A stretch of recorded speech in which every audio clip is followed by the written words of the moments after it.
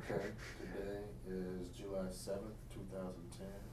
We are in the Margaret Walker Alexander National Research Center, an air hall on the campus of Jackson State University. The interviewer is Curtis Austin, and the interviewee is Mr. Owen Brooks. Mr. Brooks, we're just going to start off from the Yes, you beginning. do have my permission to do this interview. Thank you. That should have been your first question. I appreciate that. Very appreciative of that. Carry on. Well, could you tell us just a little bit about your background, your upbringing? Okay, Parents, sure. what they do. Well, I was told that I was born in New York City. You don't believe it? Well, I can't absolutely attest to it, right? But by my parents, I trust them, so I guess that's, and the birth certificate says that. So that, in fact, must be so. Of West Indian parents, my mother and father were West Indian immigrants from Jamaica, okay? They came to this country sometime after the First World War. My mother actually landed in 1923 at the island in New York. What do you call it? What do you call Ellis? it? Ellis Island, yes.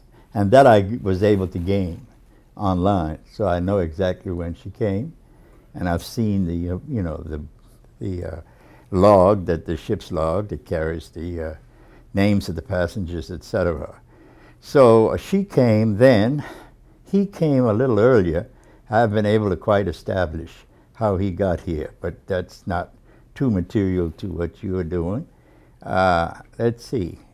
They moved to New York, and my sister was born somewhere around 1925, and I was born in 1928. And my mother, my natural mother, died in childbirth. And 3 days after she died, my aunt came from Boston and took me to Boston with my sister, and I grew up there. So I grew up in Boston, in Massachusetts, went to elementary and secondary school there, and participated in higher education there. And well, the first 36 years of my life I spent in the Boston area. Doing what? Doing a variety of things, okay? I got early involved in with the NAACP and the youth council we had in Boston in 1943, my sister and I. And I remember Mary McLeod Bethune was the first person that I heard, officially heard, as a youth council member. She was a guest speaker to our youth council about 1943.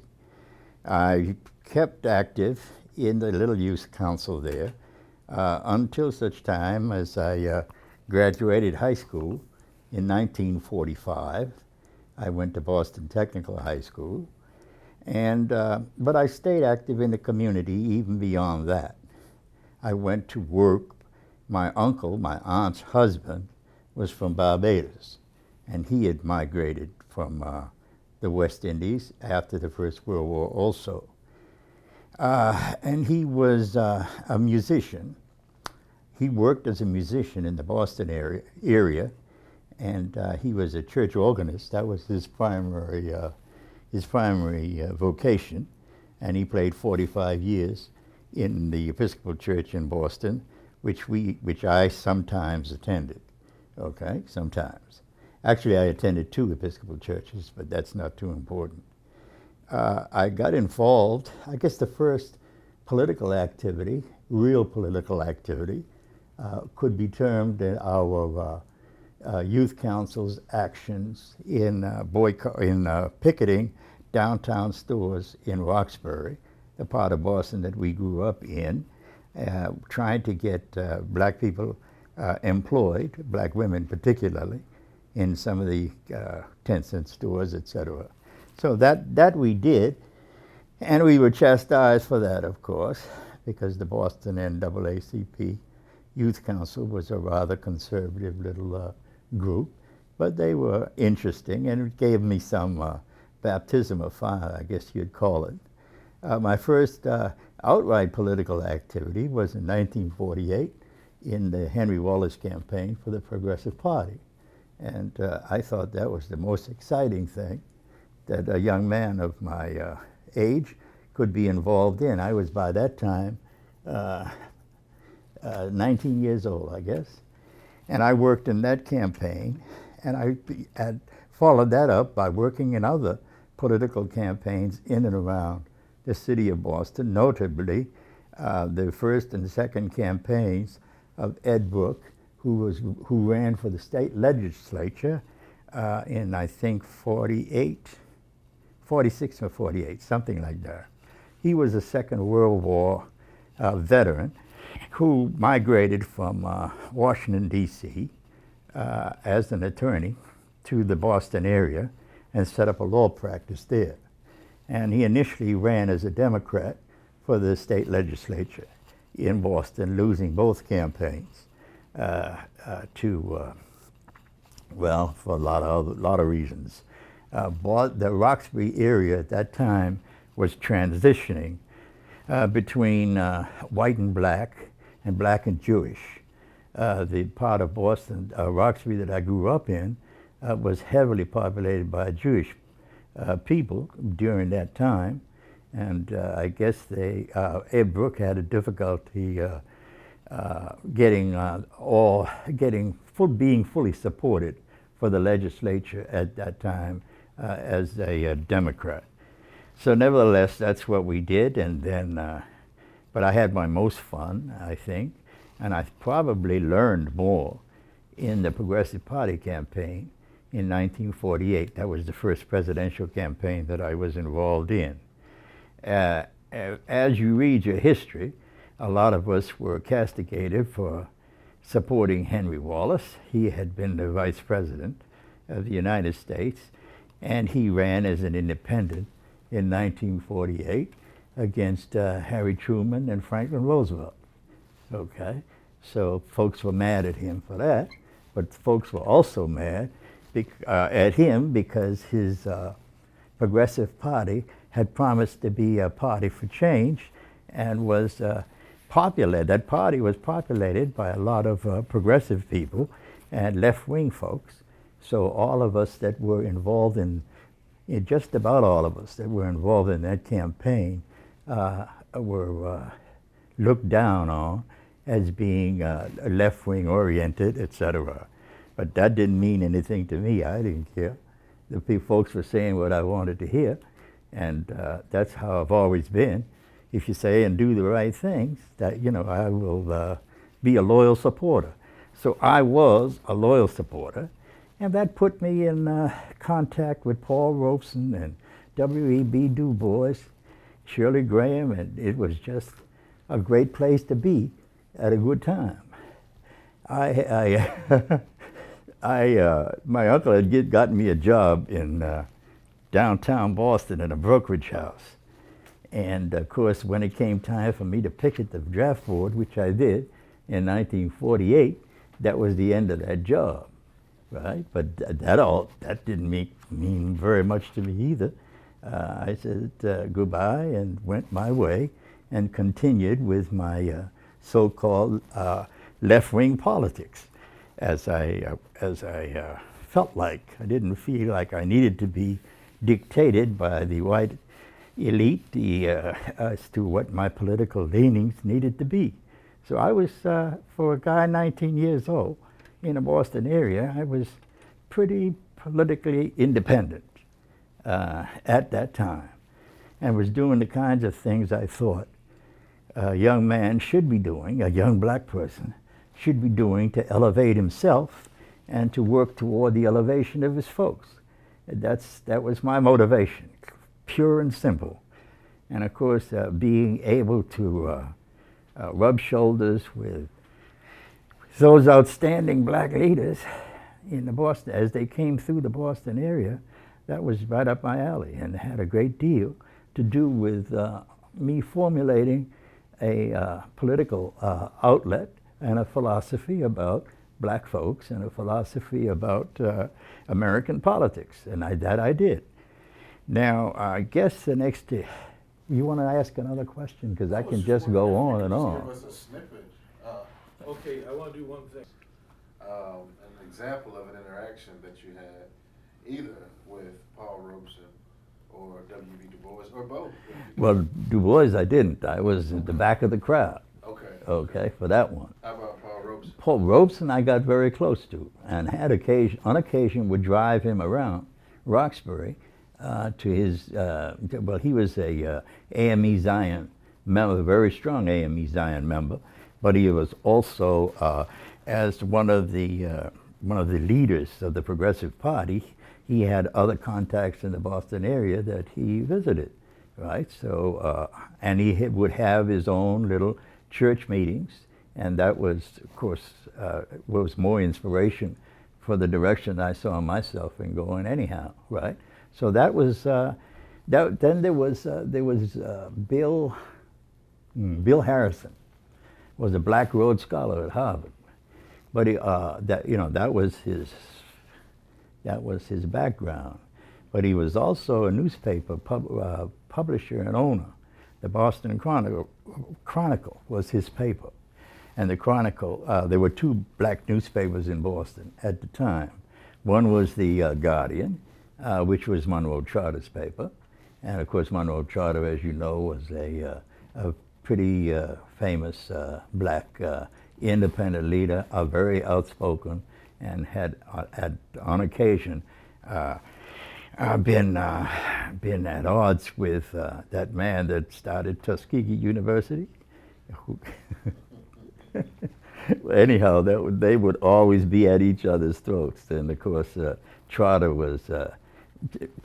didn't mind referring to him, as a handkerchief head and a person that simply was trying to mislead black people in the direction that they needed to go.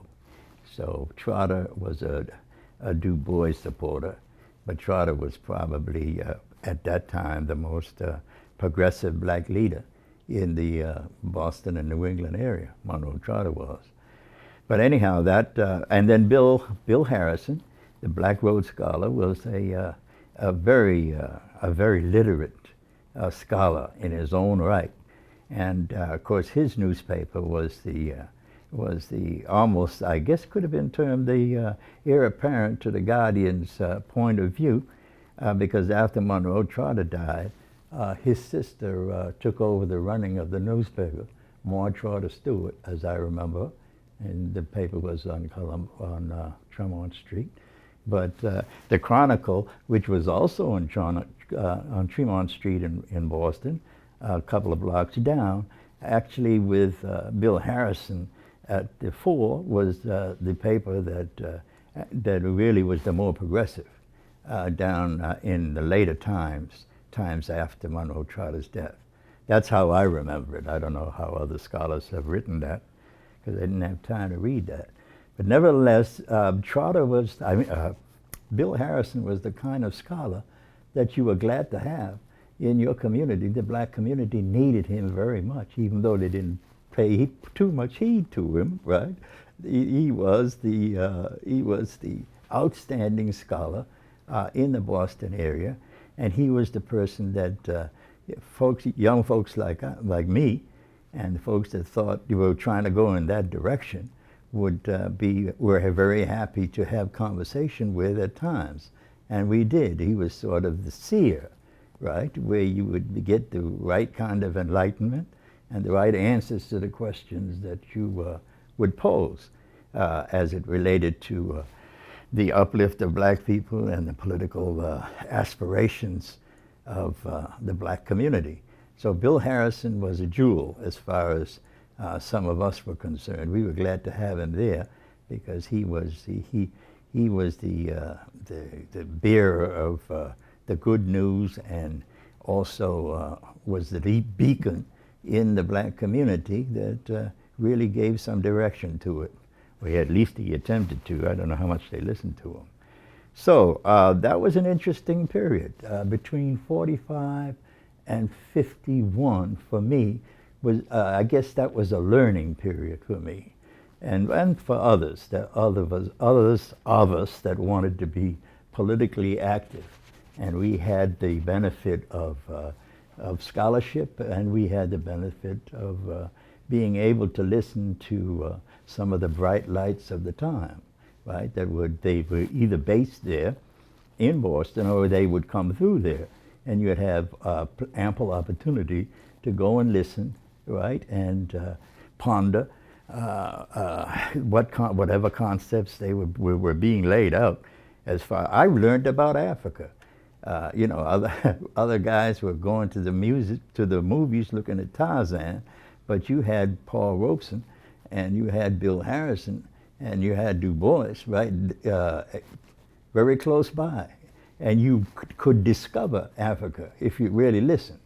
What the aspirations of the liberation movements were for Africa, and at that time there weren't too many people listening about Africa and learning about Africa, but it was there for you to, like the water in the tap, you could take a drink if you wanted, or you could leave it alone, right? And we were the kind of guys that took the drink and appreciated it. Okay, and it sounds like at this point the movement is going to at least be given more media coverage. We know that there were things happening way back in the 20s when you were born, and certainly Yeah. the 30s, 40s, and 50s, but you said between 45 and 51 was when you're... Well, for me, Right, real quick. right, after I came out of high school. How did you feel when you heard of the passage of the Brown versus Board of Education? Oh, you're way ahead. My mother was at times a confused lady. Actually, my aunt that raised me, because she would tell us about, Jamaica, and she was the first person I heard about the Maroons from, and she would tell us about Maroontown in Jamaica, and the struggle of those black people against British colonialism.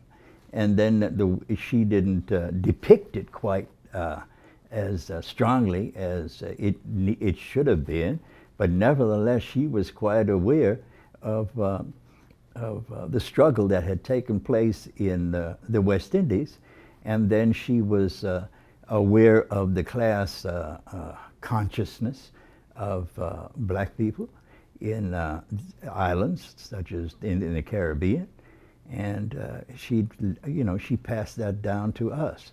But at the same time, she was anxious to become an American citizen, right? And she got, she was one of those immigrants that, were very happy to get their papers, and became very, very loyal Americans in the process. To the point when I got drafted, she made me go. And I probably would not have gone if I had not received that kind of pressure from her at home. But she just could not see me being disloyal to America that had embraced her with citizenship and bestowed upon her citizenship. So there was that kind of confusion and contradiction in her mind. And, there was, I was trying to think of the labor leader, but maybe it's not important. She joined, what's his name? Randolph? No. She joined the Jamaican. Oh, Marcus Garvey. Oh, Mark Garvey. Oh, she was proud of Garvey. Oh, yeah. Oh, yeah. And that's how I learned about Garvey and the movement, right there in my house, because on one hand, right, she had the confusion about white America and what it stood for, and British colonialism and what it stood for, and then Garvey, all right? So she didn't put it all together like it maybe should have been, but she understood the differences, and she was torn at times between being a very fair-skinned Jamaican woman, right, that had grown up and understood Garveyites and the Garvey's movement, and then being embraced by white America with citizenship. So those were some of the contradictions that were inherent in not just our home, but you know, Boston had a very large West Indian population, and you know, you had those kinds of people that, on one hand, would be very class and color conscious, and then on the other hand, were glad to be there and happy to be bestowed citizenship in America. So, moving quickly, you asked, what did you ask about? Your thoughts about the passage of the Brown decision. You're still way ahead. Okay. Let's see, I was able to get a job after I got kicked out of the brokerage house. I got a job in industry in a little small factory in Malden, Mass. And guess what its name was? Converse Rubber Company. And I was one of the few blacks who was privileged to work at Converse Rubber Company in the late 40s and on into the early 50s, right? And I got that through one of my Progressive Party contacts, who happened to be a production manager at the little small Converse Rubber Company factory, which was very small in 1948 and 49. It was very small. And they had one serious contract, and that was the All-Stars that they made for basketball players. But that's not important. I went to work there, and I went to work there to make a little bit of money, because I didn't have enough money to get a scholarship to go to college. So I had to work and help my two sisters who thought they were too good to work, I guess. But, but nevertheless, I was the youngest, but I was the first one to go to work in my family. And I worked in that rubber company until I got drafted in the Korean War in 1951. And I had a rather interesting experience in the armed service. I went to North Carolina to Fort Bragg, and they tried to make me jump out of an airplane with the 82nd Airborne, but I resisted. And I got in. I had my differences with the military. By the time I got there, they had a rap sheet on me because of my political activity, and I was followed and checked on very closely by military, the authorities.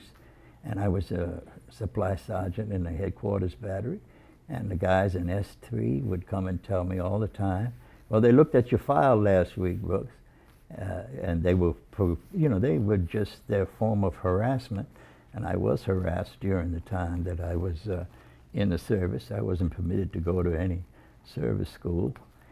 And I couldn't make rank, which didn't really disturb me greatly, because I was only biding time.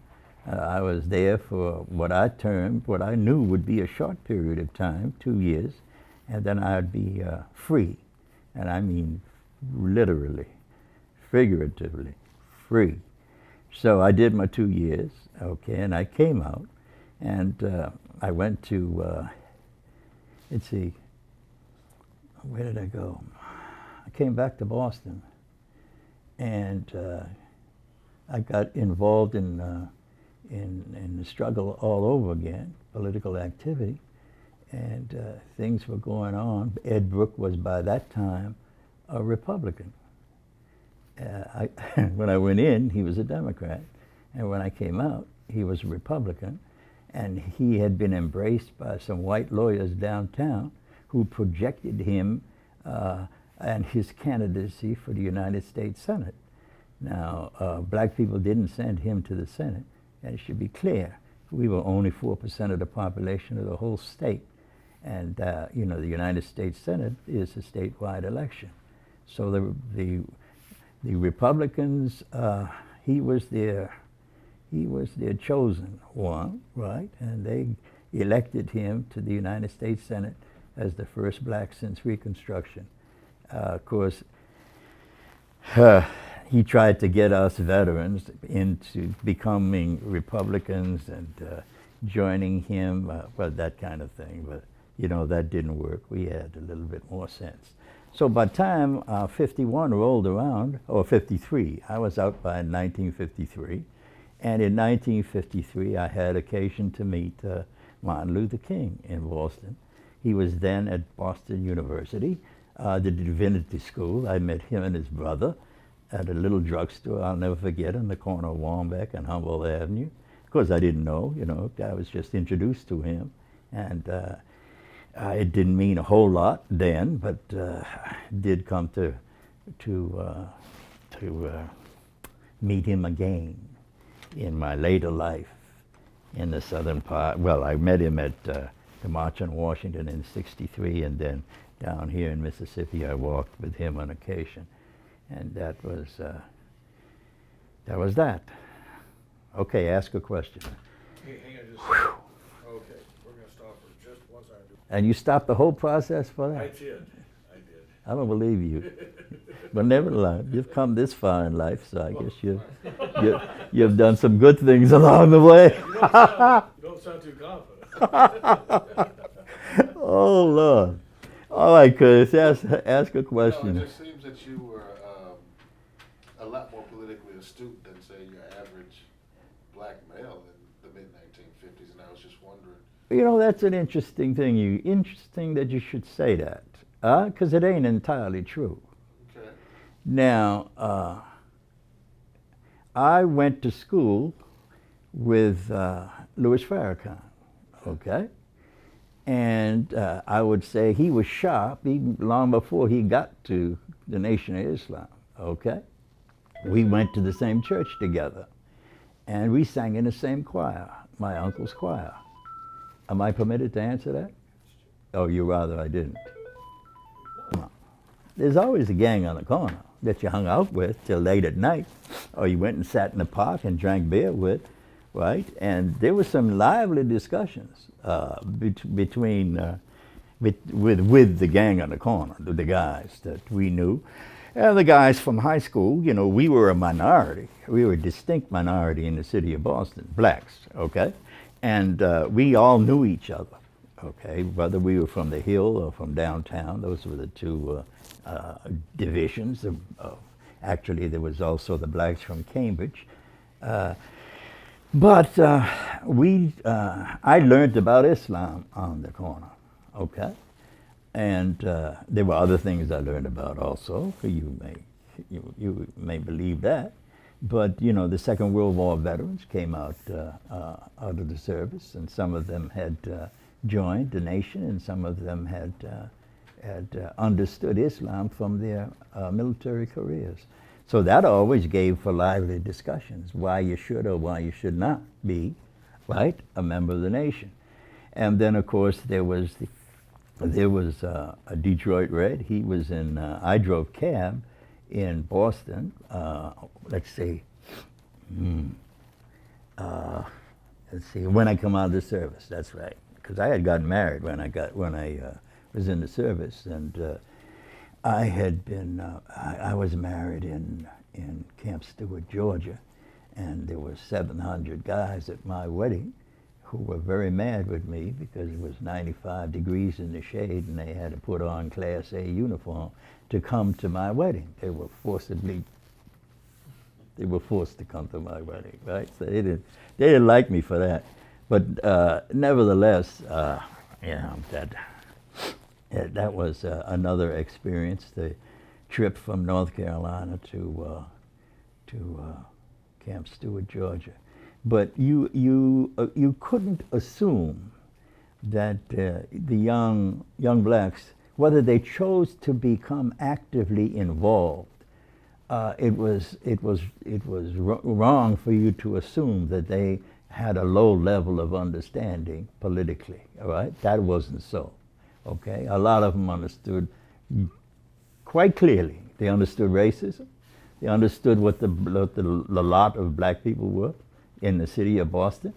They understood why it was so much harder for them to go to college and university than it was for the white kids or even the Jewish kids, because the Jewish kids had to buck a quota system to get into college.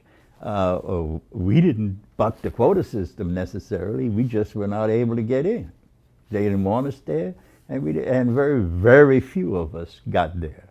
Okay, so we all more or less went to work. A lot of us, went to work to make ends meet and to get higher education the best way we could. Okay, and there were quite a few young black guys. Lewis was one who went south to go to college. Right, Mel King was another, and I could name quite a number of young men that I went to school with. Right, they couldn't go to the white universities and colleges in the New England area, but they were able to go to the black colleges in the South, the HBCUs, right? And that was, of course, that term was not heard of in those days, HBCUs.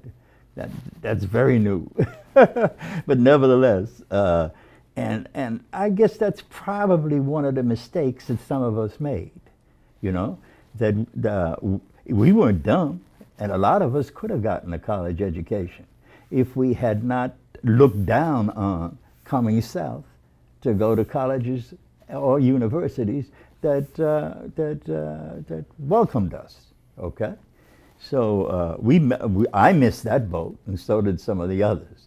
And I struggled until I got out of the service, and then made a way to higher education. And you asked me, let's see, you want to get to the Brown versus. Right, I was wondering how you felt about it when you heard about his passage. Well, I guess we understood what deliberate speed meant, right?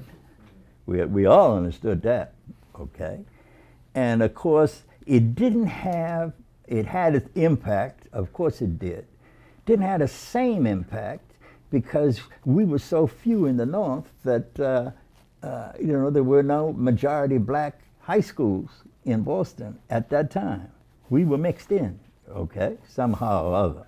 We were mixed in. I think class had a lot to do with what high school you went to in those days, and the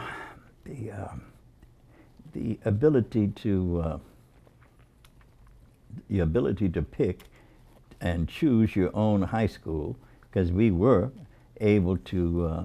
pretty much able to go to the high school that we wanted to do if you were old enough, and if your family was of some means, put it that way, right? There wasn't the rigid line of demarcation. There was racist. That's not to say there wasn't racism by the time you got to the white majority high school, which you were automatically a part of, right? And you were, there were certain sports we couldn't play.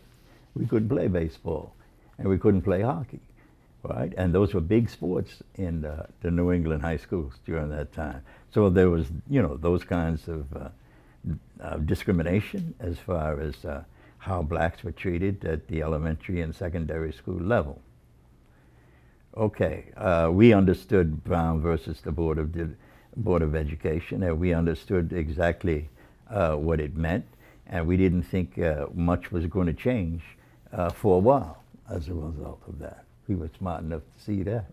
Okay. We understood that. And now the very next year, I've talked to a lot of your comrades, and they've commented on how they felt about the murder of Emmett Till in Money, Mississippi. Now, Oh, yeah. Way up north. Yeah. Now, surely We're heard aware of about it that. on TV or saw it in the jet. Yeah. What were your thoughts and feelings surrounding the death of Emmett Till? Well, it brought it on home. If you didn't get it while you were in the service, the death of Emmett Till rammed it home for you. Of course, we got it when we went into service, because the service was desegregated in 1948. And I never served in a desegregated unit, and I didn't come out till 53. So that was with deliberate speed also, right?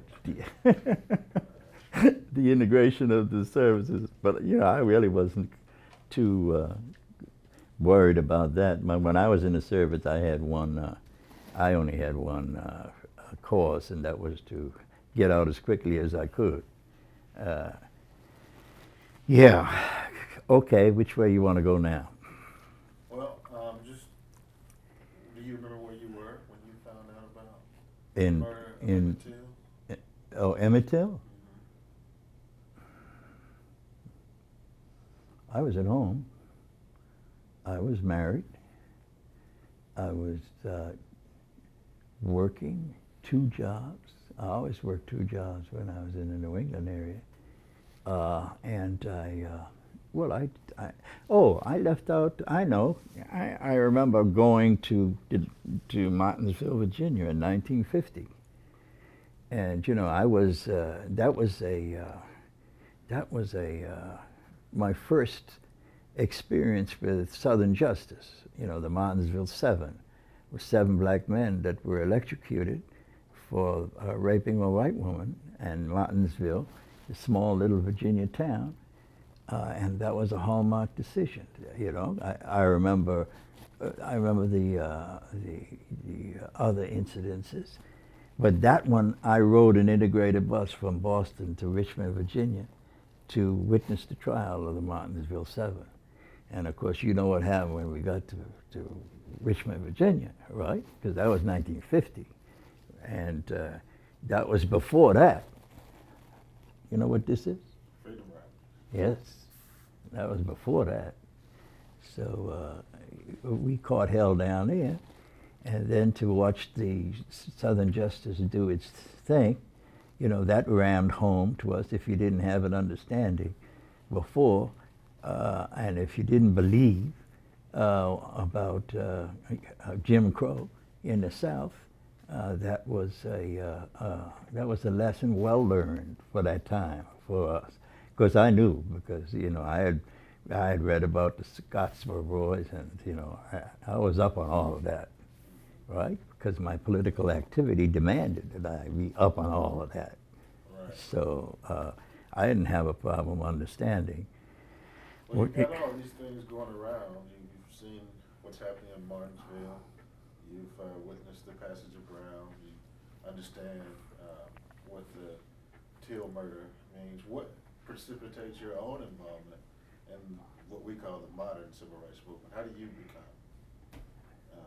a part of this? You don't see it. It's clear as the nose on your face. Huh? Yeah. You think I was going to work in that damn factory for the rest of my life, right? And not understanding what needed to be done as far as the uplift of black people. The first time I got an opportunity, I was gone. And I was gone south because I thought, I understood very clearly, that, I had a philosophy on black people. I thought that the uplift of the most meaningful uplift of black people would occur in the South. And I wanted to become a part of that, and I wanted to become involved in that. And by the time I got involved in the Southern civil rights movement, right, I already understood about Southern justice, and I understood about the differences that existed. I understood about Jim Crow as it was practiced North and South before I ever came here, right? And then, I also understood how this system worked. Okay, because I had some good teachers in terms of monopoly capitalism and what it's done to what it did for and to black people. So I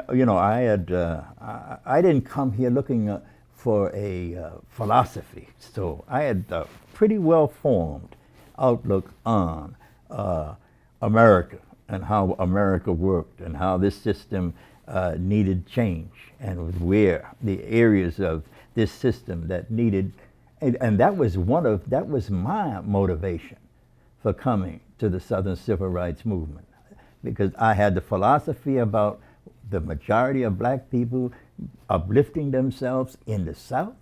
I was for fundamental change of this capitalist system, and as you well know, right, and if you don't know firsthand, you've certainly read enough and understood enough to know that we weren't all in the movement for the same reason.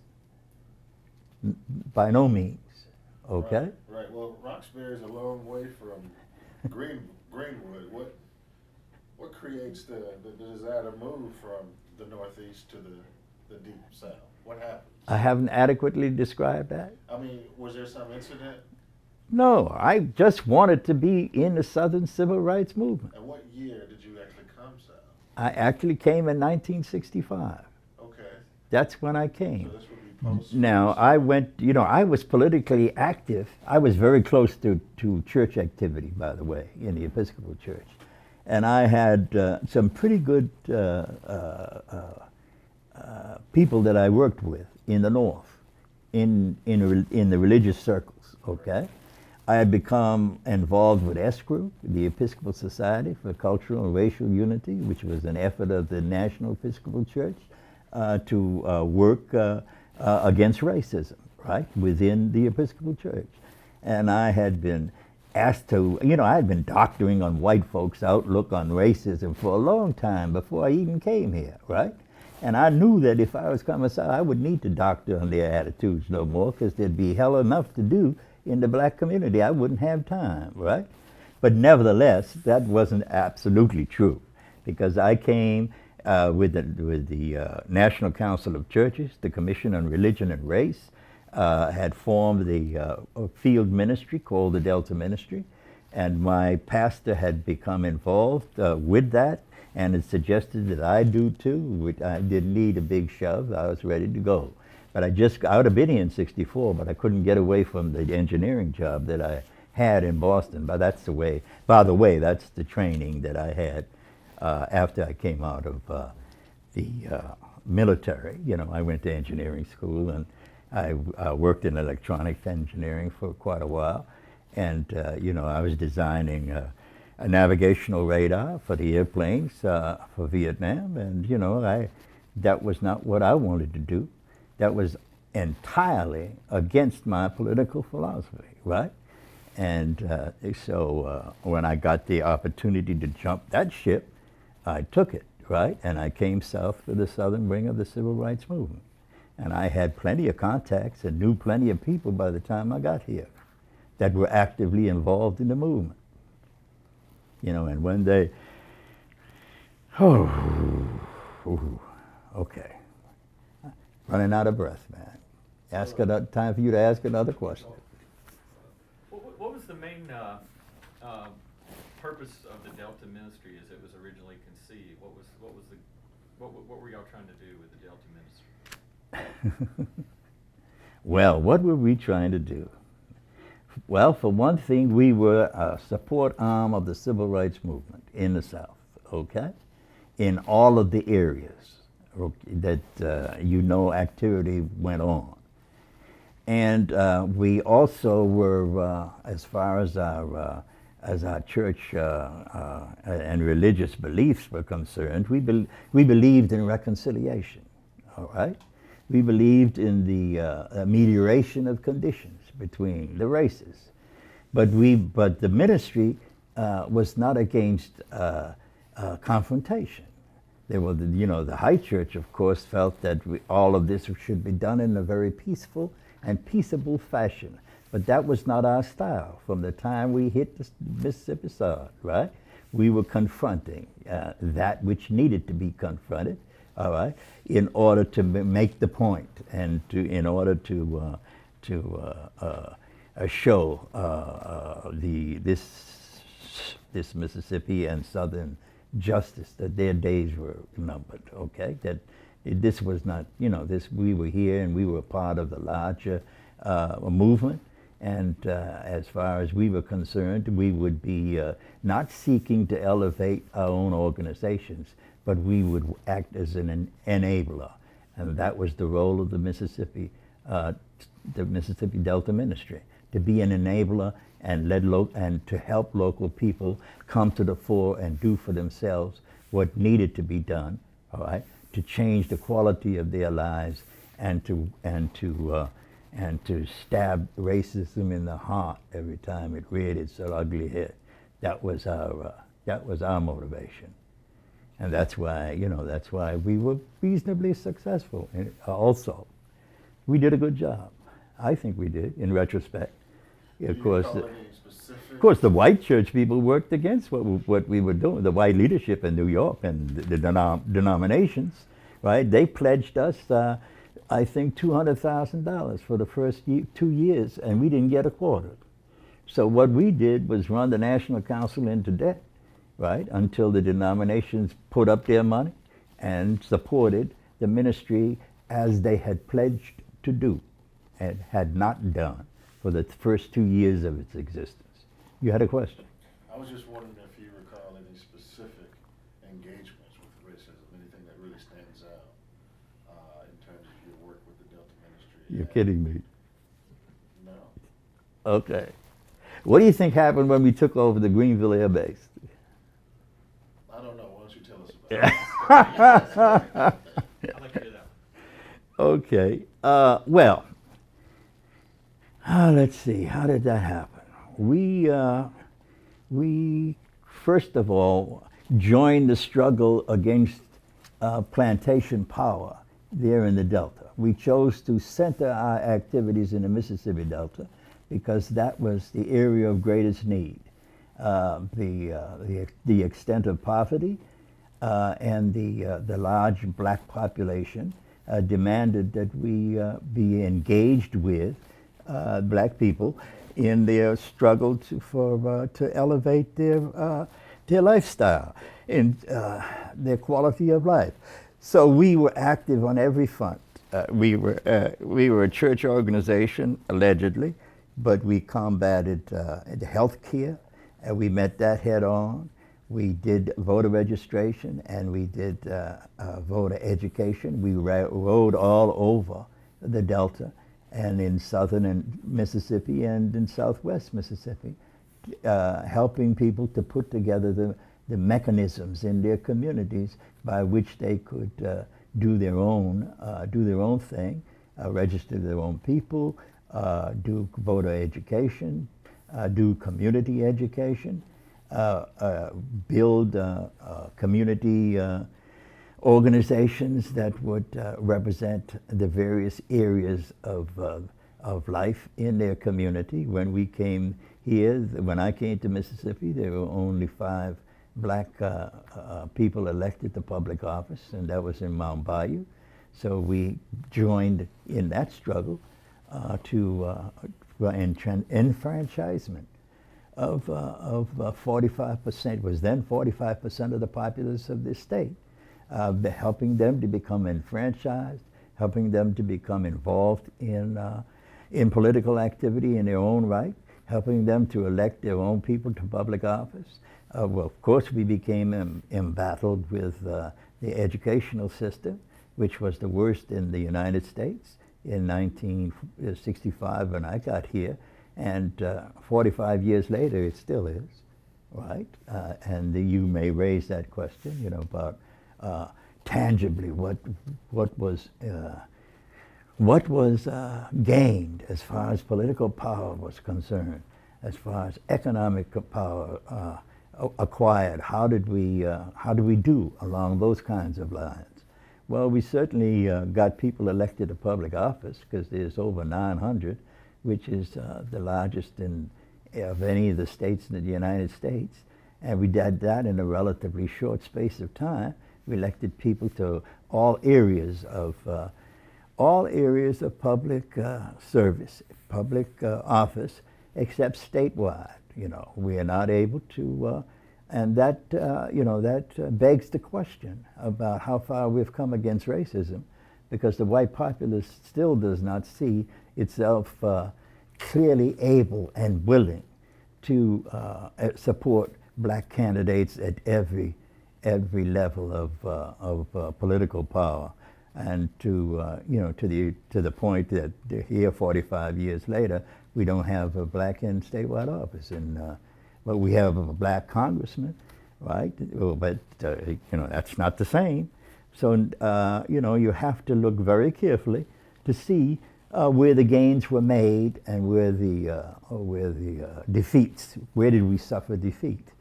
It took us a long time to get black judges. We had at every step of the way we had to go to court to enable something to happen, and that cost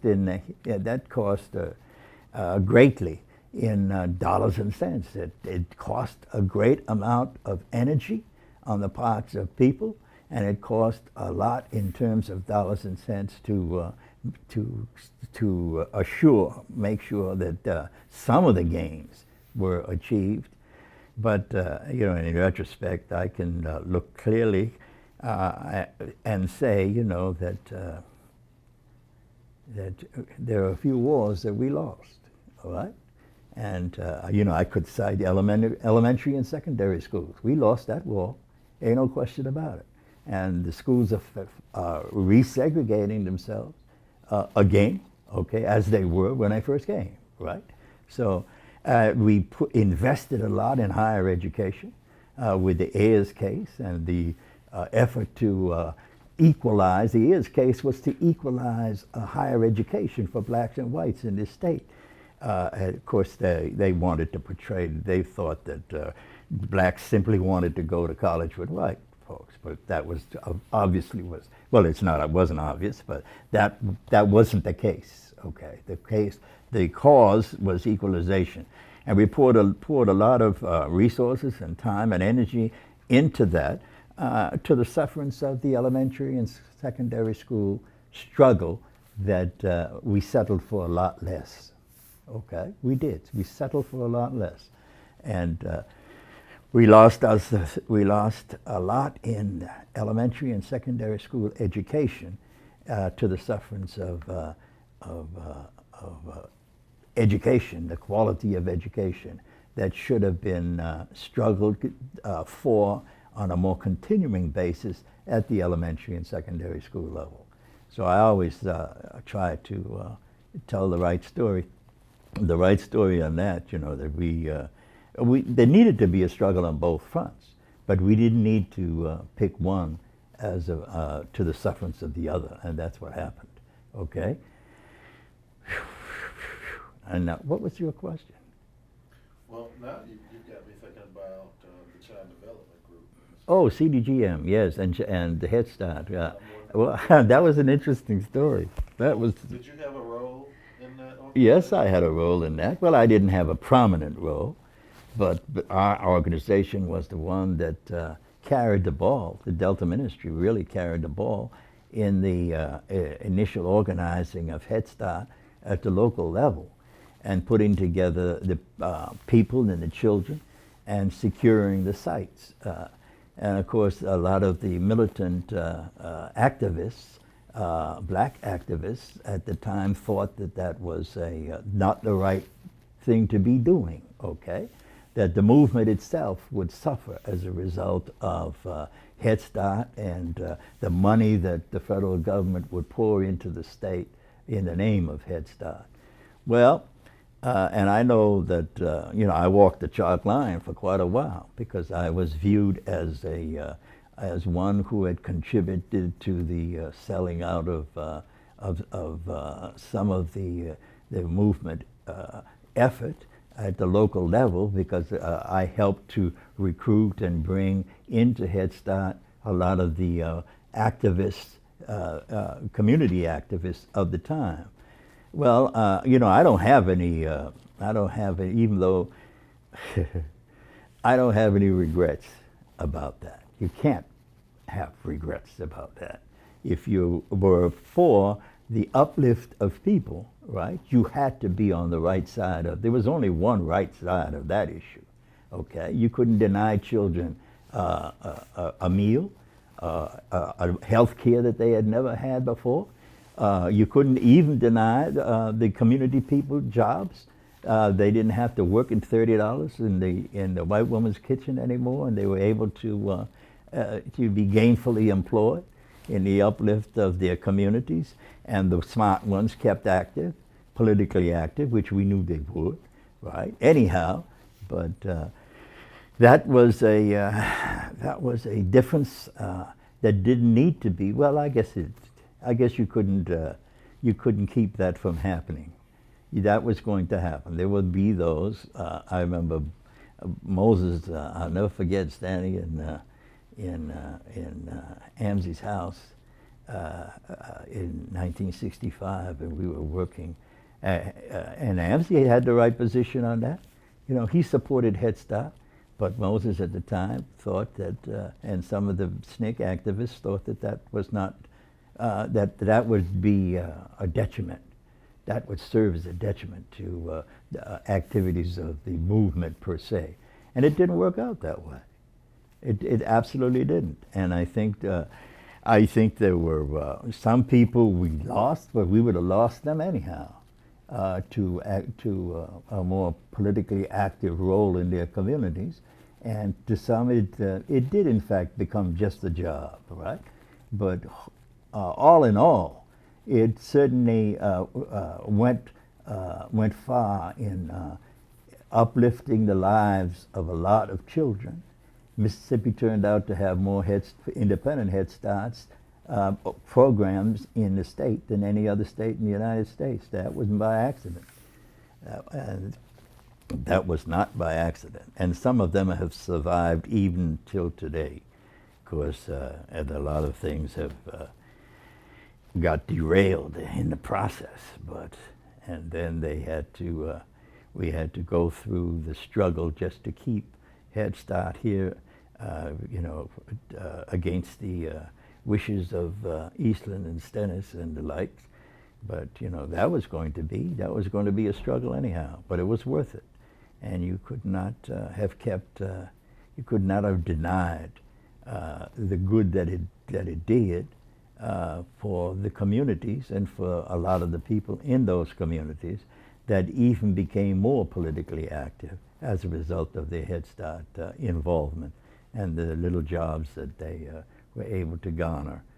So no regrets on that one. We made mistakes, but I don't believe that was a fatal one as far as the movement was concerned. You made reference a short while ago to the militants not being on board with this idea. A lot of historians talk about the difference between violence and nonviolence in the movement. Well, that was not a question of violence and nonviolence. Now, that wasn't. The Head Start, the struggle for or against Head Start was not about violence or nonviolence. I understand. Okay.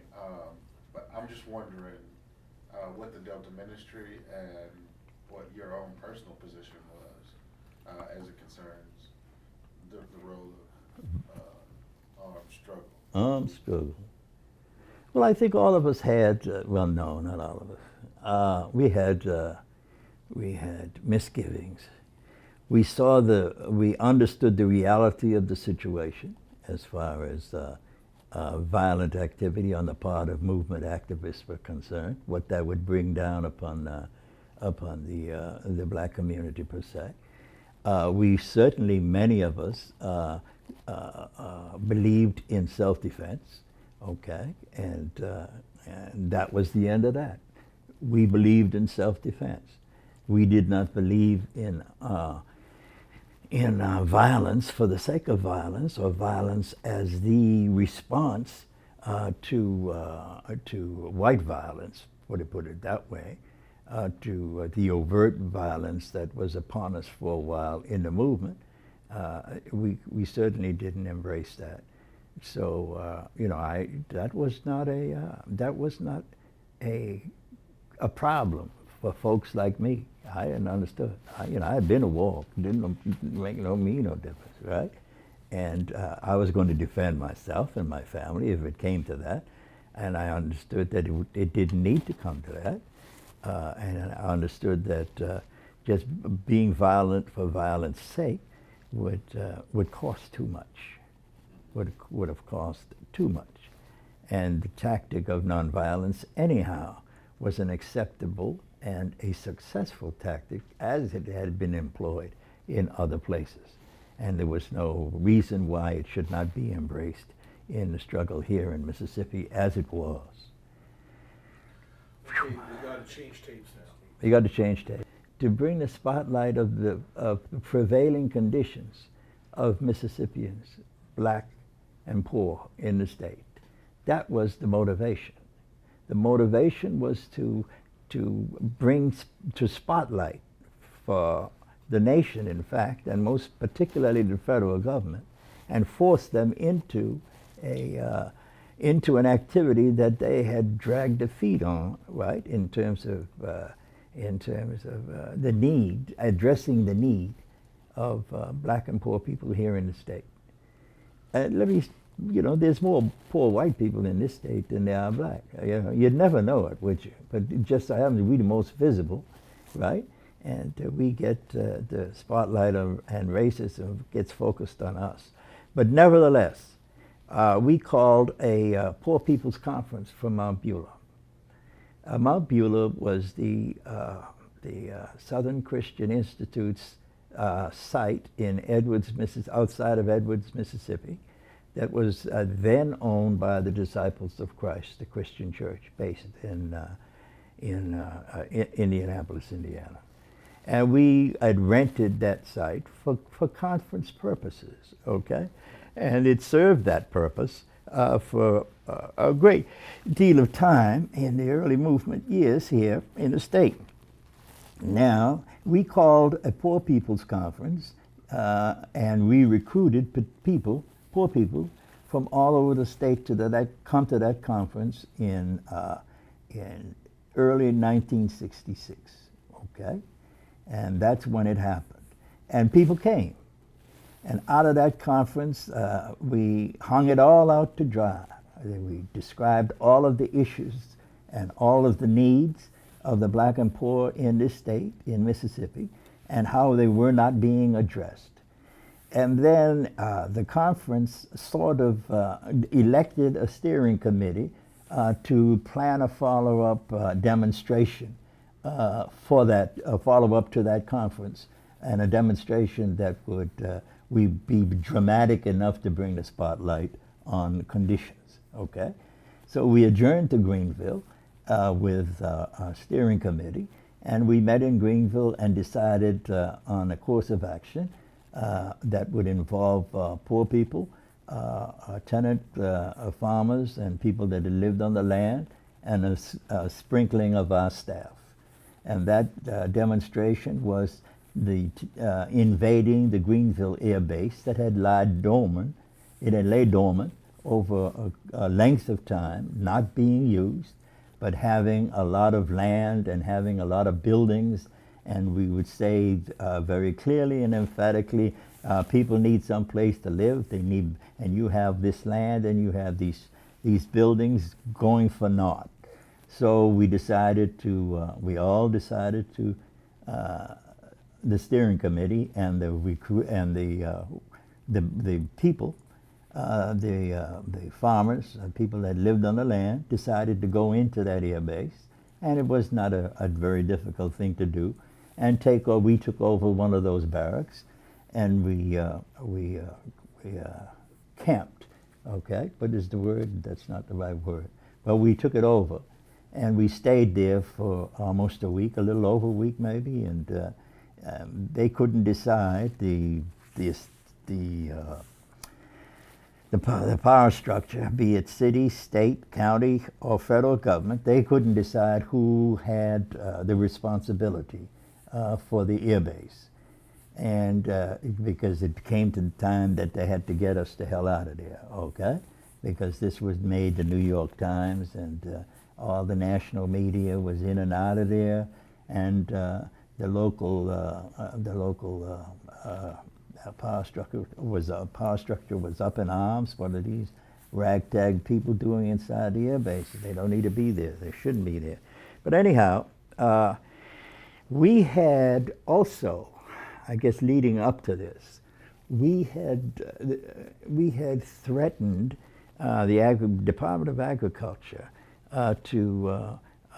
We offered the Department of Agriculture the ability to distribute commodities, because the state of Mississippi had said that it was up to the individual county whether they would continue and implement the commodity distribution in their counties, and a lot of them had not done it. So we said we'll do it. Of course, we didn't have the ability, but we said we'll do it. And give us the commodities, and we'll see to the adequate distribution based on need. Well, they got incensed at that idea, but that actually came after we were out of the air base, because there was the question of the food stamp program, which was lately on the horizon, and Mississippi had not been granted the food stamp program which was an alternative to commodity distribution at the local level. So as a result of the air base sit-in, they took another look at allowing food stamps in the state of Mississippi, and we chopped that up. You know, we agreed that the air base sit-in was instrumental in getting the food stamp program to Mississippi, and you know that was one of the. But it opened it served to open up the other federal agencies' responsibility for poverty and for the condition of the black and poor people in the state of Mississippi.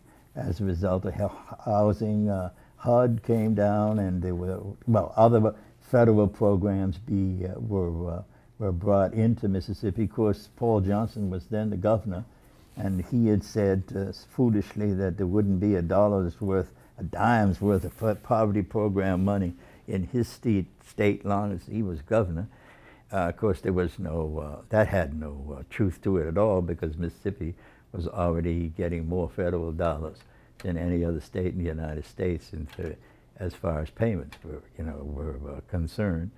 But anyhow, we went into that air base and we stayed about a week. And when they decided who had jurisdiction, finally the Air Force came from Colorado, and physically we were ejected from the grounds, from the place.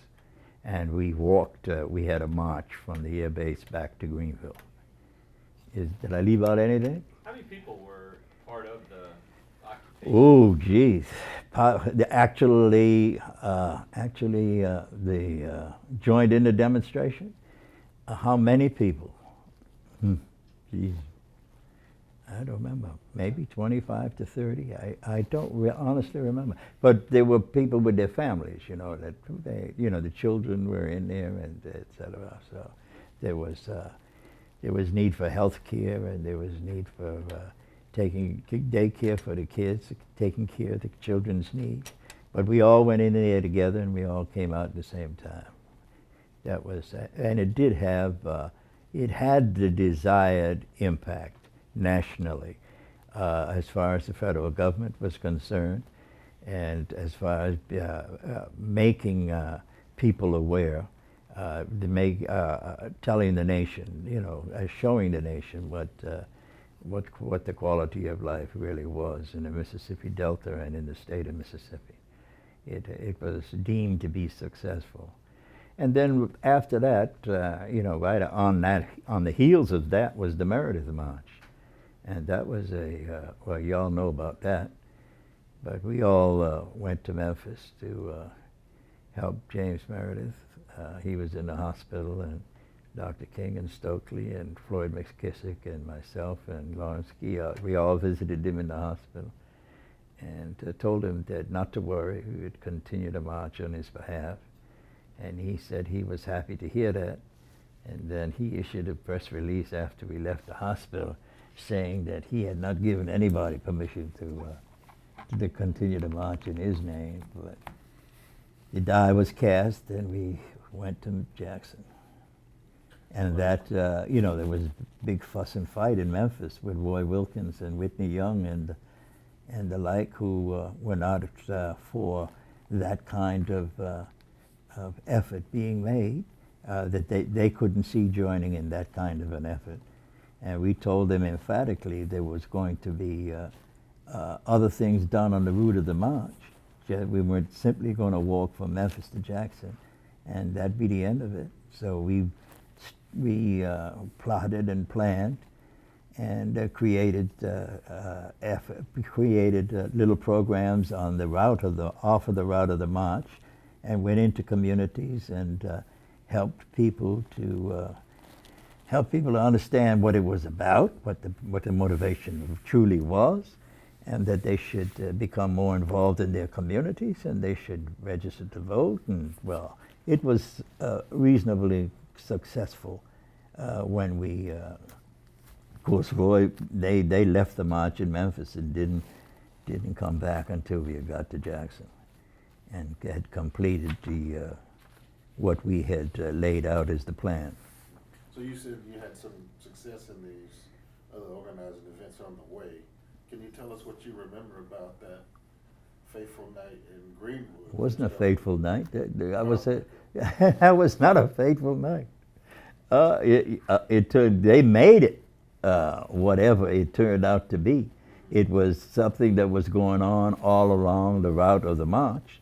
Of course, Stokely and Willie decided that they would elevate the slogan Black Power in the meetings that they had outside of Greenwood. And we didn't have any problem with that.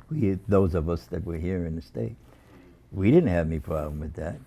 And actually, others didn't have any problem with that. But, you know, the press ran with it, and then white folks got scared and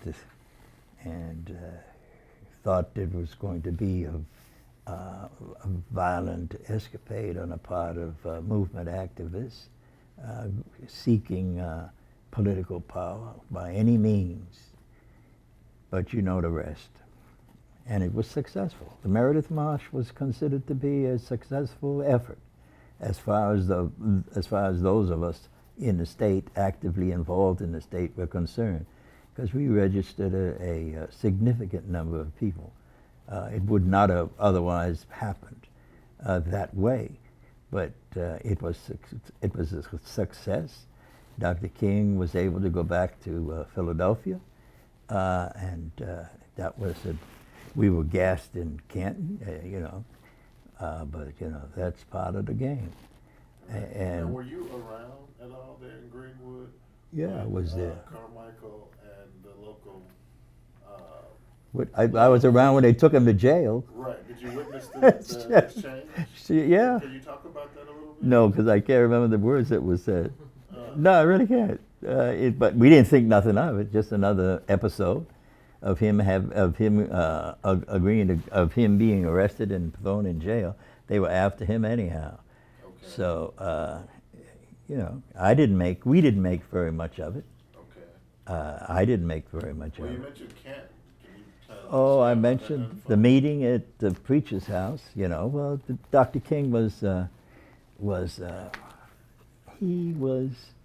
excited about the slogan Black Power being adopted by the march as its slogan.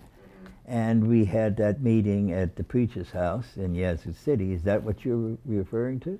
Well, I was talking about Canton, but I'd really like to hear about Yazoo City, so go ahead with that. Well, we met in Yazoo City after Greenwood.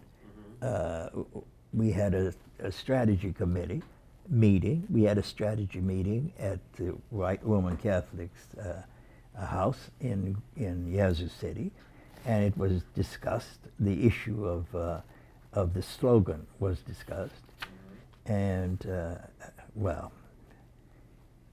and he made it clear. Dr. King made it clear that you know, he did not think it would be a good idea for Black Power slogan to become the slogan of the march.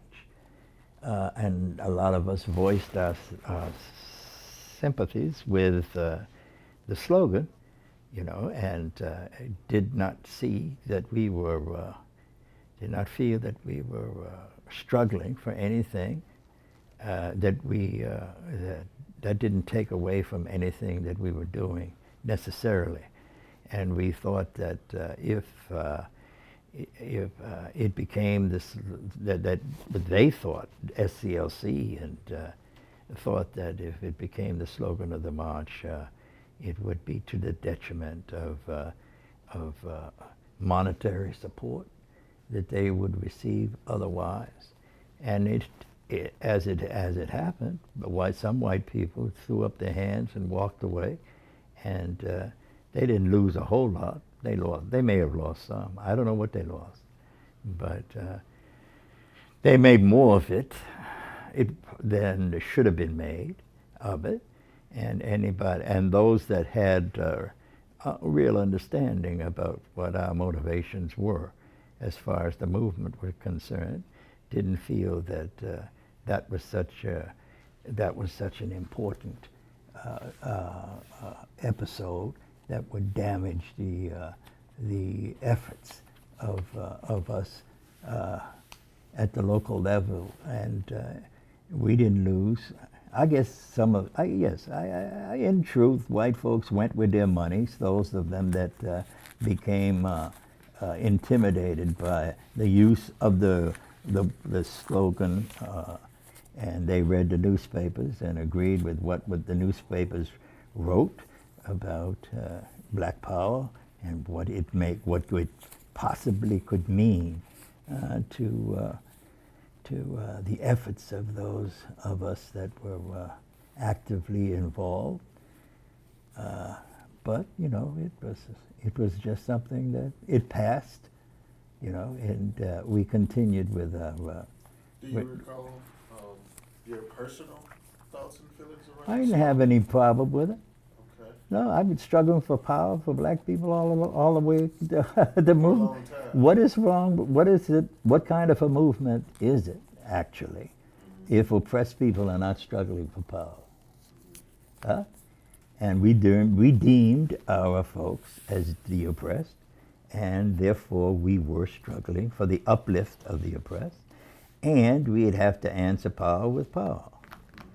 And the only way to acquire power would be to organize and get people to a common understanding of what the goals were and what the motivation is, the continuing motivation needed to be. And folks understood, by and large.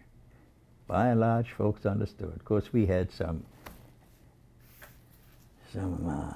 handkerchief heads that saw it in a different light, right? But they were going to do too much anyhow, and weren't doing very much. So nothing ventured, nothing gained. We carried on. Okay. We went on. Well, you mentioned the tear gas in there. Oh yeah. Were you injured or? No, I wasn't injured. I was part of it. I was there, but I didn't suffer any injury. I thought the most important thing coming out of Canton was Dr. King's return to Philadelphia in Neshoba County, and he decided that he had to go, and we decided we'd go with him, and we in fact did go with him, and that was not a very good experience. Would you describe that experience for us? Well, you know, I'm not. It was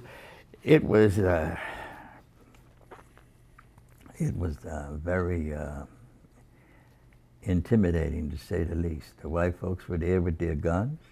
They lined up each side of the road. We were marched up into Philadelphia to the courthouse, and of course the highway patrol was there, and there was the prospect. There was the legitimate prospect of something bad happening. And you couldn't help but, when you saw those people, and you saw those rednecks with those rifles and guns and arms of all kinds, and you walking in the midst of them, you couldn't help but have bad feelings about that. And I did, in fact. I think that was one of the scariest times that I've spent in Mississippi during my 45 years here. I think that was bad. That was really bad. But we went on through it, and nothing happened. We came out the way we went in. And Dr. King was able to hold to his promise that he would return to Philadelphia, and he in fact did, and we in fact went with him. That was, there's not much more for me to say about that one. But there were some ruckus associated with that, where things were thrown, projectiles. Well, actually, I can't attest to that. I heard that. Mm-hmm. I didn't have any firsthand knowledge of that. I can't speak emphatically about that. I just know it was a scary time. It really was. Yeah, I don't scare easy, but I was. That particular time got to me. Yes, indeed. Yep, I was glad to get out of there. Were you ever in Grenada in '66? Yeah, I was in, There were sure, some pretty, yeah. There's some bad times some there. bad times in Grenada. Yeah, They, yeah, but like Philadelphia was worse. Grenada was bad, but well, I guess Philadelphia had the potential of being worse than Grenada. Grenada really acted out on more than one occasion. Their their feelings, but you know, it's all part of. It was all part of what happened and what had to happen, and we went through it and we came through it, and that's the important part of it, right? And we continue to press on. is the Delta Ministry still around today? Oh no, I closed the Delta Ministry in 87. In 87 I closed the ministry. I actually, SB recruited me to support his candidacy, and I went to work after he got elected. But we had run out of money, and it was inevitable that we had to close the door and say we had done what we could do for the time we were able to be out there. At one time we had the largest staff in the state, 36 people. Now, I do want to talk a little bit about the Poor People's March, but I'm also interested in what the Delta Ministry was involved in, say, the decade prior to your closing it, like from 77 to 87? Because at this point, you've been there for 20 years. What kinds of things were you involved in? Name it, we were in it. Yeah. Healthcare, we helped to beginning from from 68 on, we were intimately involved in the Mount Bayou Health Center. I even acted as the director of that program for a year while we were looking for a director. So I had helped to recruit people, participants. I had been involved in helping to document the need by taking John Hatch and Jack Geiger and the folks that were responsible for bringing the program around, and so that they could see that, in fact, that health center. Of course, they were, you know, they were pretty well convinced that they were coming to Mount Bayou anyhow, but you had to go through the motions of documenting the need, and I was intimately involved in that, as I was involved in documenting the need to close up one-room schoolhouses, which were all over the Delta at that time, and you had to carry the lawyers around and show them where they were, and describe, and so that they could see that they needed to be closed, and that was part of the whole struggle for integration of the public schools. So yes, I was involved with the health center. We organized in Greenville, we organized the Delta, oh geez, oh my, the first, well, I guess it was the first nonprofit. While we early on, no black organization could get a charter for a nonprofit community development organization, and we had to go to federal court to force the state to grant us organizations like Delta Opportunities. That's what it was. We organized Delta Opportunities. It was a multi-county community development organization that was organized in the late 60s, and we needed to get it chartered so that it could receive funds as a nonprofit community development organization in the state. So we went, we were involved in that. Well, let me see, what else? There were many areas. I guess we opened up the first daycare center in Greenville. and that that soon became possible to replicate in other areas of other counties and other areas of the state. So we were active in education, we were active in healthcare, we were active in political organization, community education. We were actively involved in securing poverty program funds in various county organizations to work in the overall area of community development. So we were quite busy in that, you say 20 years. We did a lot of things in those 20 years. We even tried to organize a union, a farmers union, the farm labor union was a struggle that we went through, trying to get the federal government to recognize cotton workers, people that were working in cotton plantations. But the laws of the federal laws did not allow for those people then to be unionized, and we lost that one, but not because we didn't try. The Freedom Labor Union was a effort that we assisted SNCC and other civil rights organizations in putting together on the ground. So, and then there were the individual struggles of black farmers, and we helped to organize the land fund. We helped to organize the cooperative movement, the resurgence of the cooperative movement here in the state.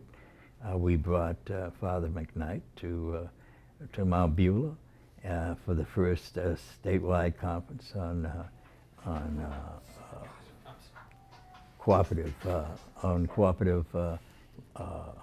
organizing cooperatives within the state of Mississippi, and that resulted in a cooperative development fund being organized, and the Mississippi Association of Cooperatives, which still lives even till today. We were too late on the Black Land Fund, even though we did organize an effort to save black landowners' land, but that war had been lost before we ourselves got involved in it, because less than 1% of the arable land in the United States was owned by black people. Less than 1%. Less than 1%, yeah. And they primarily had lost all of their land anyhow. And it was, as agriculture grew here in the United States, it was impossible for small farmers, they're still fighting today, for small farmers to exist off of small farms alone. And even then, they were moonlighting and doing other things as they were trying to keep their 100 acres or 200 acres. That's a real sad story, but that was inevitable. Agriculture just grew way beyond what small farmers could abide. They couldn't exist. And a lot of them just went under, and never to return. So it sounds like I've heard the phrase "jack of all trades" is an organization of all trades. Sounds like you were into a little bit of everything. Yeah, we did a lot of things. But now I want to get back to the couple of years right after the Meredith March, and you said you went over with the King to Philadelphia. You were on the march with him, and you had met him back in Boston in '53. So this is somebody you apparently. Then I went to his funeral.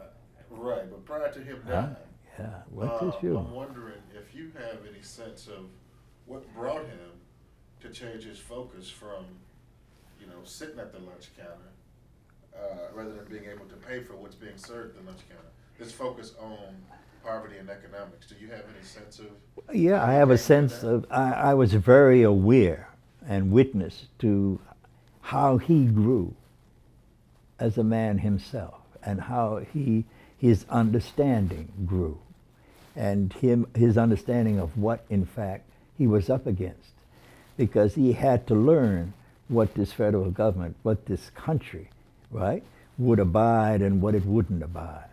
And I remember when he announced the Poor People's Campaign, the one that killed him, and he came to, he sent Andy Young first, and Andy came to see us and said that Dr. King wanted us to help to support the Poor People's Campaign for the next trip to Washington, in fact. So Andy was the point man, and he came to try to convince us all that this was what we needed to do, give our support here in the state of Mississippi to the Poor People's Campaign. And there were just a lot of us that had very serious misgivings about the workability or the advisability of another sojourn to Washington. And by the time he got here, he met with us in Mount Beulah. I will never forget that. And that's the last meeting I had with him, and many of us had with him, when he met with us in Mount Beulah, and he said that he was undertaking a Poor People's Campaign. And of course, a lot of us didn't think that was wise, that we had made many trips to D.C., and this was, in fact, a bad time to be going back there, because we had a Congress that was turning deaf ears to the pleas of poor people, poor people generally. And we didn't think that as a strategy would work. And he said, well, I've got to try it one more time, okay? And that was his plea. His plea was that this was it. And he also, and it was clear that he had come to a point where he understood what the mentality was in Washington, D.C. He understood what he was up against. But better than that, he understood what this country really would tolerate and what it wouldn't tolerate. And better than that, he had come to more thoroughly understand how American capitalism works.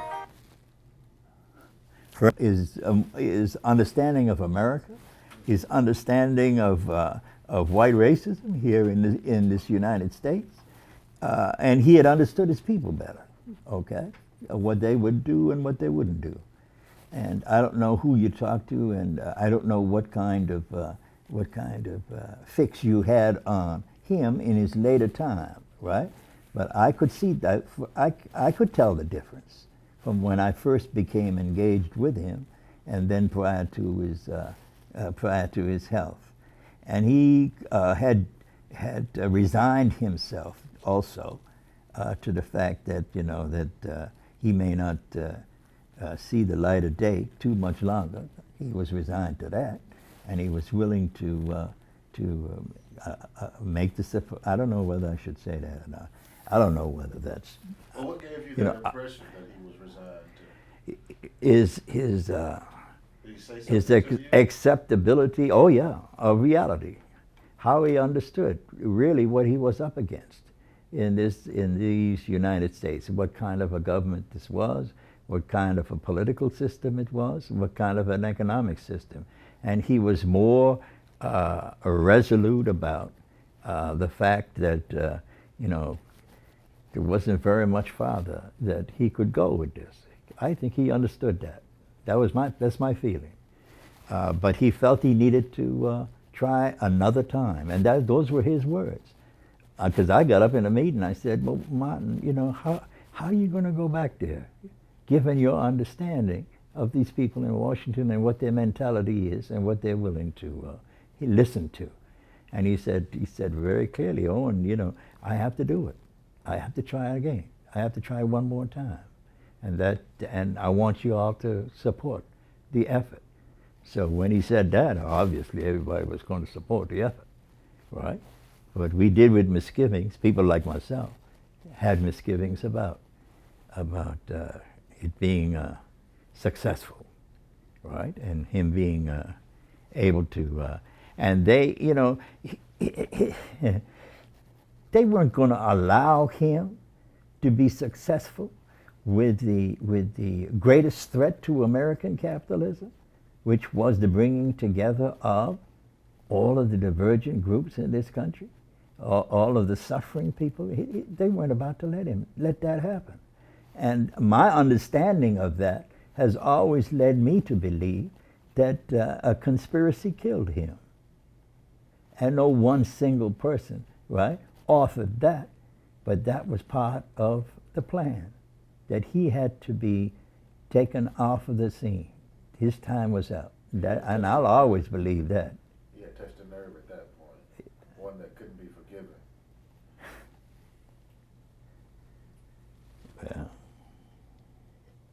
Yeah. But You talked a little bit about your misgivings. Did you, in your mind or in your organization, have what you would have considered a better alternative? What the quote-unquote real solution would have been?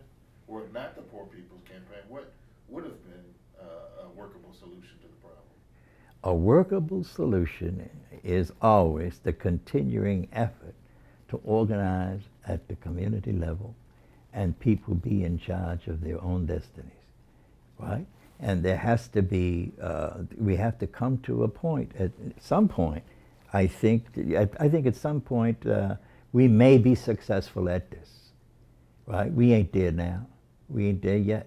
And I don't think, Obama's election doesn't say to me that we have reached the optimum as far as our ability to, to actually grasp the reins of power here in this, and to elevate our own quality of life through our own efforts. We ain't there yet, and there's a road yet to be traveled to get there, and there won't be any one person leading that. I don't believe. I think that days of monogamous is, am I saying it right? Leadership. I don't think that we're going to see. There ain't going to be no more Messiah in our time. No single charismatic individual. Yes, right. Well, To lead us to the promised land. Right, I can certainly identify with that. So the continuation of the community organizing model would have been more preferable to marching from Mississippi to D.C. in an effort to publicize poverty in the country. Exactly. Okay. I didn't think it would work. Well, now, we know that it happened. Did you actually participate in the Poor I People's went March? there. You went to D.C.? I didn't stay. You didn't stay? No. Okay. I went there to see, to see who would be, how much success he'd have in bringing people there. But I didn't believe that it would be successful along the lines of what he had envisioned. Right? No, too late for that. Okay. Now, you've had a pretty storied career as far as the movement goes. I mean, you come out of Boston in '65, and here it is, '87, and you're just now closing the Delta Ministry. What made you decide to stay in the Magnolia State? Because I still felt, well, number one, I had a commitment, okay, that I was here to stay. I made that commitment when I came. Okay. I'm here to stay, okay? I'm going to see this through, whichever way it goes. So that was number one, okay? And in truth, in '87, there was still much to be done. There was a lot of ground yet to be covered, yet to travel, as far as the uplift of us, right, as a people, and to change America. That it still was possible then, okay, and maybe still possible now, that America can change fundamentally. I may not feel as strongly as I once felt that, about the possibility of it, right? But I'm not altogether convinced, right, that it can't happen. Things can turn around pretty quickly. I don't know. I won't see the end of racism in America in my time. That's clear, okay? And I won't see the end of poverty in this country. That's also clear. So are they still, is that a struggle still, still necessary to be involved in? Yeah, certainly it is.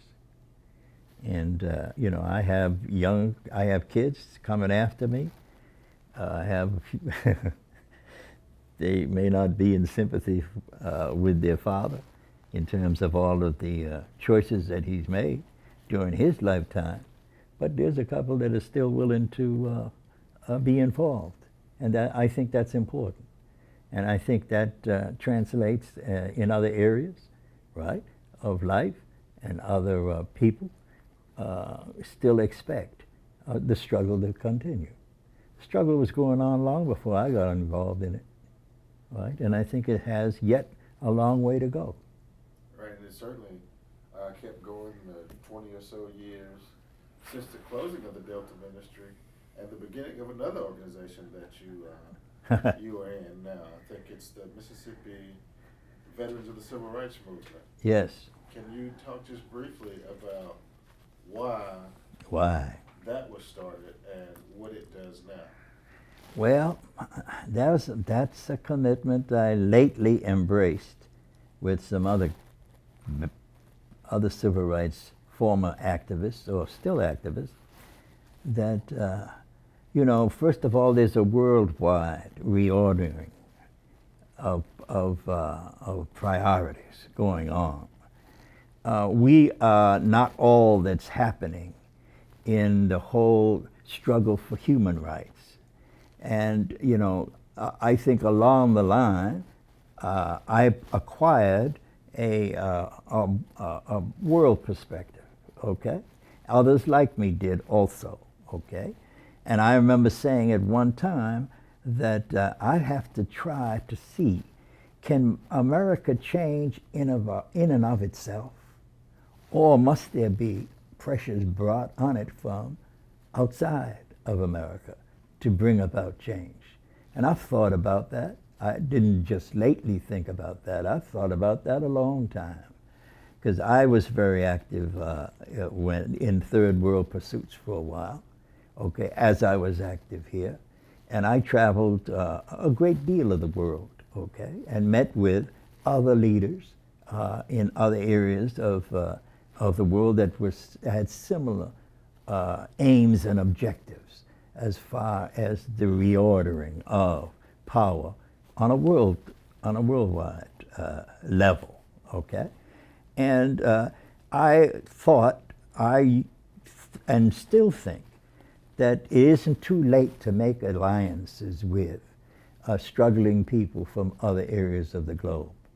And I wish I had probably longer to be involved in that, but I guess I'm too old to do much traveling outside of the United States anymore. But one thing I did reach for, and that was the ability to bring some of the veterans of the movement to a point where they would be willing to share with others some of their experiences and some of their talents, if you may, to help the generations coming up behind them understand what the nature of the movement, what was the movement about, and what in fact did it accomplish, and what in fact did it not succeed in accomplishing. And there seemed to some of us that there was a role for us to play in being able to talk to the younger generation in a very specific kind of way to help them to understand their history. What was the true history? What had preceded them, right? And what has brought them to this place, to the place they find themselves in now? And what linkages can they make with other people who may be of like mind as they are? But I think the veterans at least have tried to generate discussion about the history of the movement, and they've tried to bring an interpretation to the events that happened within the context of the movement that have affected the lives of young people coming along. And we've sought to do that. And that is our commitment. And that was really our motivation in putting together the Veterans Organization. And it served a good purpose in North Carolina, because if we had not been there, there would not have been much of a reunion or coming together of veterans. We were in the forefront. Actually, we were in the forefront of that effort. And it didn't go down as successfully as it could have, but it generated a lot of thinking and discussion.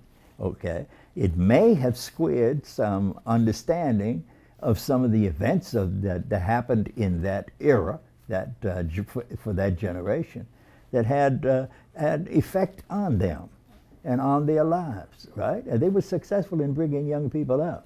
I have a letter today from Minnesota, from one of the groups that came to our conference. We've had 5 conferences. You were in on the first one, right? As a planner, you were in the first one, okay? And I threw up my hand many times, and I said, this ain't gonna work, right?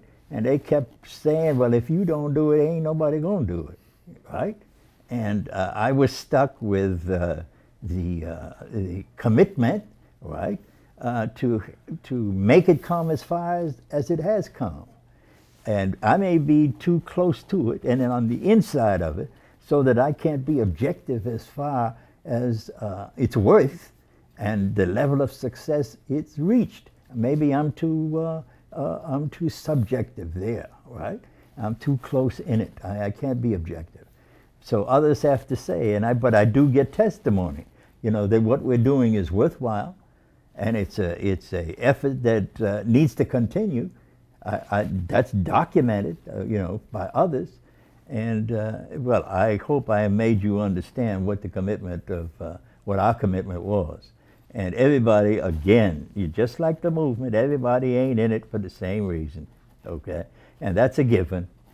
That's a given. When you're involved in what you're involved in this, you have to understand that people are at varying degrees, right, of commitment, okay? And it may be just a small group that actually put the show on the road every year.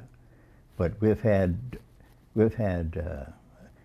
I don't want to overstate it, but we've had glowing compliments about what we've succeeded in doing with the 5 conferences. And we have a national constituency. That was borne out in North Carolina.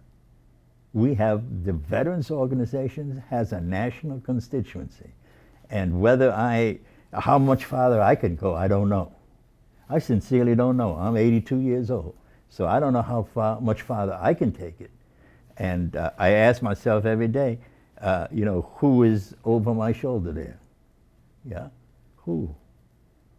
But it needs to happen, and it needs to continue for a while longer, at least, to the point where we can say that we've had some successes, and it's been worthwhile. That's it. Very good. I appreciate that. And I can tell you that its success goes well beyond Jackson. I know that there are students who talk to me about having come to the conferences, about having read about them. And I know personally that working with you and people in your cohort, that it's had a tremendous impact on my life.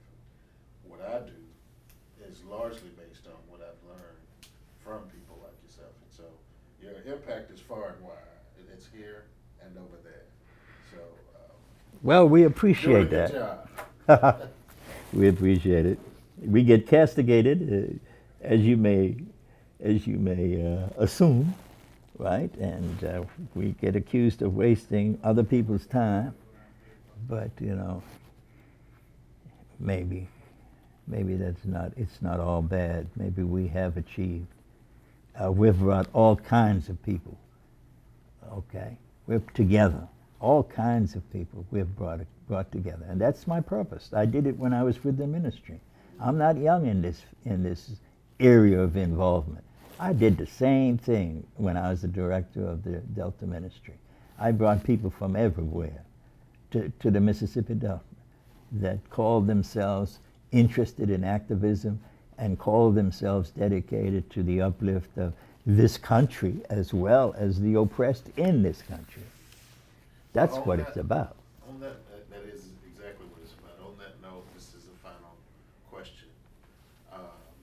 And again, hopefully we can come back and fill in some of the gaps, because I realize we've covered a lot of ground here and a lot of details are missing. But can you tell us, looking this way toward the camera, what you feel is the greatest impact of the movement on you? Like you are already up for it, and you've given more than half a century to this thing. What impact would you say the movement has had on Owen Brooks? Well, it's made me stronger, more resolute. Okay, no question. It has taught me more than I could ever have learned about people. And it's a continuing education. You know, in the veterans, in the oral history that I do, that's an educational effort, right? That's an educational program that I benefit from, as well as hopefully posterity will. But I have grown. Obviously, I've grown by leaps and bounds in just singularly pursuing the cause, and in hearing from and understanding people and how they feel about their lives and their struggle. So yes, that's my benefit. I'm poor as dollars and cents. I'm as poor as I ever was. Ain't no question about it. I came with nothing, and I'll leave with nothing. You know, but and that's the way that is.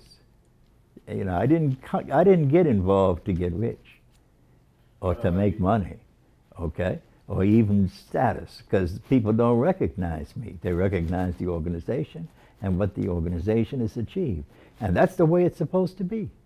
I didn't come here for status.